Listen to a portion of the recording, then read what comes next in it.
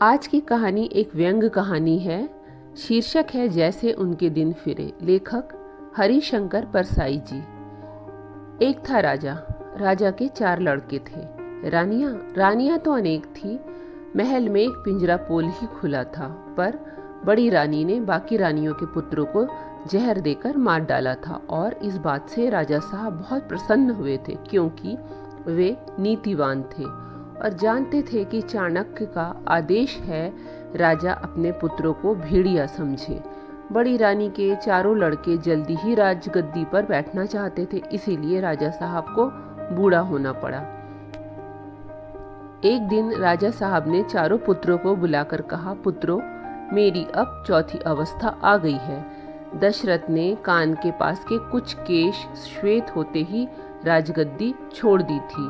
मेरे बाल खिचड़ी दिखते हैं, यद्यपि जब खिजाव घुल जाता है तब सारा सिर श्वेत हो जाता है। मैं संन्यास लूंगा, तपस्या करूंगा, उस लोक को सुधारना है, ताकि तुम जब वहां जाओ तो तुम्हारे लिए मैं राजगद्दी तैयार रख सकूं। आज मैंने तुम्हें यह बतलाने के लिए बुलाया है कि गद्दी पर 4 के बैठ सकने लायक जगह नहीं है।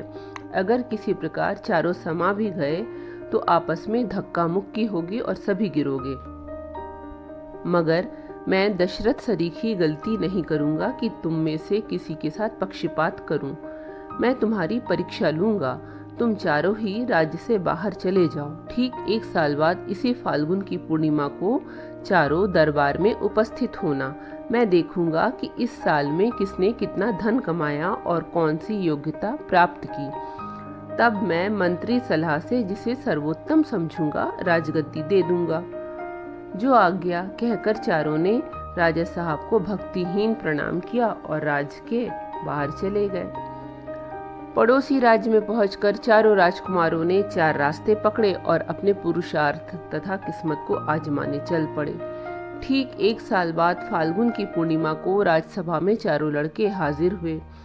राज सिंहासन पर राजा साहब विराजमान थे। उनके पास ही कुछ नीचे आसन पर प्रधानमंत्री बैठे थे। आगे भाट विदूषक और चाटुकार शोभा पा रहे थे।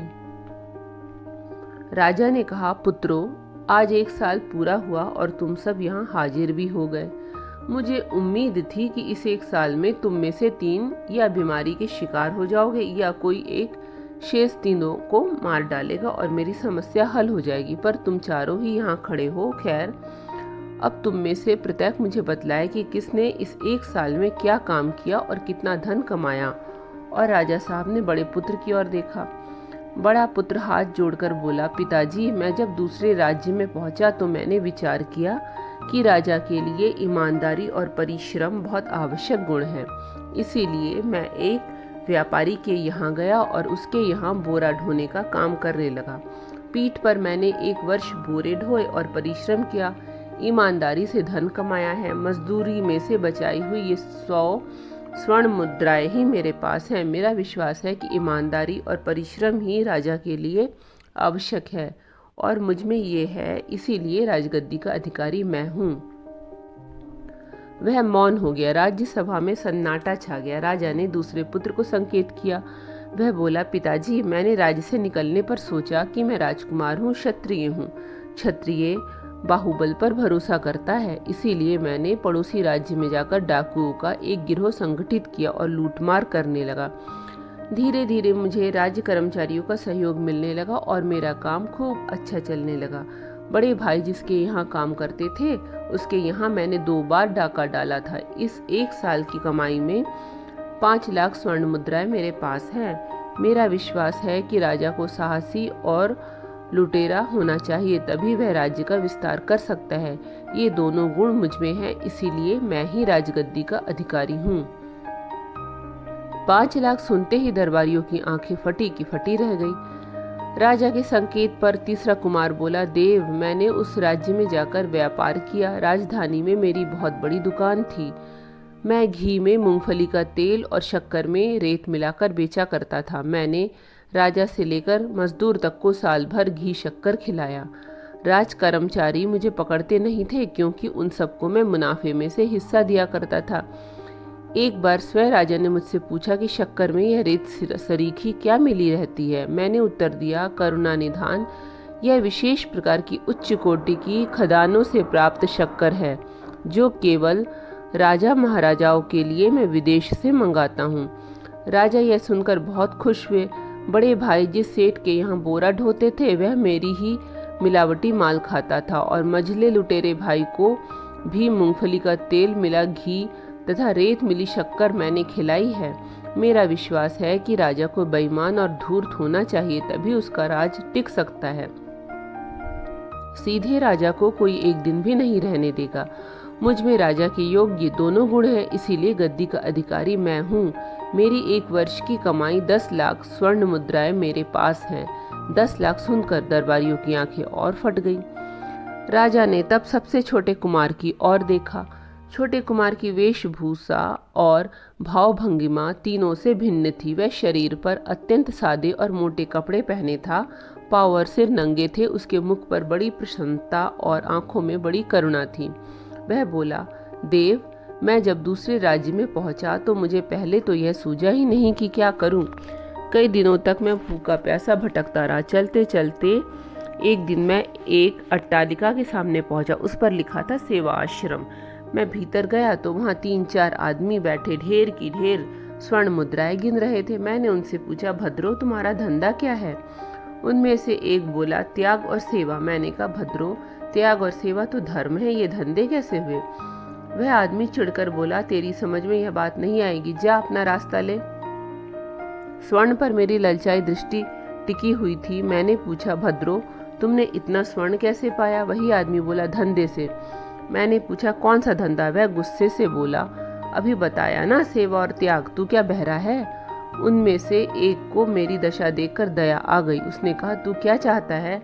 मैंने कहा, मैं भी आपका धंधा सीखना चाहता हूँ, मैं भी बहुत सा स्वर्ण कमाना चाहता हूँ। उस दयालु आदमी ने कहा, तो तू हमारे विद्यालय में भर्ती हो जा, हम 1 सप्ताह में तुझे सेवा और त्याग के धंधे में पारंगत कर देंगे। शुल्क कुछ नहीं लिया जाएगा, पर जब तेरा धंधा चल पड़े तब श्रद्धा अनुसार गुरु दक्षिणा दे देना। पिताजी, मैं सेवा आश्रम में शिक्षा प्राप्त करने लगा। मैं वहाँ राजसी ठाठ से रहता, सुंदर वस्त्र पहनता, सुस्वादु भोजन करता, सुंदरिया पंखा झलती, सेवक हाथ जोड़े सामने खड़े रहते। अंतिम दिन मुझे आश्रम के प्रधान ने बुलाया और कहा, वत्स, तू सब कलाएं सीख गया है, भगवान का नाम लेकर कार्य आरंभ कर दे।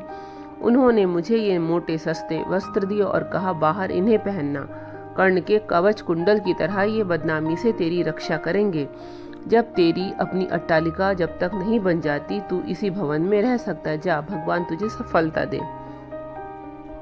बस मैंने उसी दिन मानव सेवा संघ खोल दिया, प्रचार कर दिया कि मानव मात्र की सेवा करने का बीड़ा हमने उठाया है और हमें समाज की उन्नति करनी है, देश को आगे बढ़ाना है। गरीबों, भूखों, नंगों, अपाहिजों की हमें सहायता करनी है। हर व्यक्ति हमारे इस पुण्य कार्य में हाथ बटाए, हमें मानव सेवा के लिए चंदा दे। पिताजी, उस देश के निवासी बड़े भोले हैं। ऐसा कहने से वे चंदा देने लगे। मझले भैया से मैंने चंदा लिया, बड़े भैया के सेठ ने भी दिया और बड़े भैया ने भी पेट काट कर 2 मुद्राएं मुझे दी।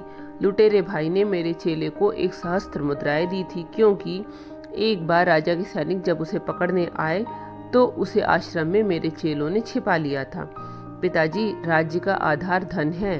राजा को प्रजा से धन वसूल करने की विद्या आनी चाहिए। प्रजा से प्रसन्नता पूर्वक धन खींच लेना राजा का आवश्यक गुण है। उसे बिना नश्तर लगाए खून निकालना आना चाहिए। मुझ में यह गुण है, इसीलिए मैं ही राजगद्दी का अधिकारी हूँ। मैंने इस 1 साल में चंदे से 20 लाख स्वर्ण मुद्राएं कमाई, जो मेरे पास हैं।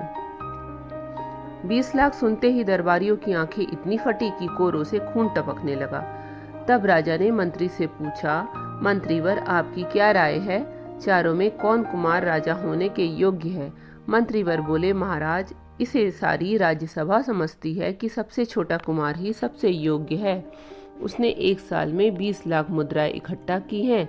उसमें अपने गुणों के सिवा शेष 3 कुमारों के गुण भी हैं। बड़े जैसा परिश्रम उसके पास है, दूसरे कुमार के समान वह साहसी और लुटेरा भी है, तीसरे के समान बेईमान और धूर्त भी है। अतएव उसे ही राजगद्दी दे दी जाए। मंत्री की बात सुनकर राज्यसभा ने ताली बजाई। दूसरे दिन छोटे राजकुमार का राज्याभिषेक हो गया। तीसरे दिन पड़ोसी राज्य की गुणवती राजकन्या से उसका विवाह भी हो गया। चौथे दिन मुनि की दया से उसे पुत्र रत्न प्राप्त हुआ और वह सुख से राज करने लगा। कहानी थी सो खत्म हुई।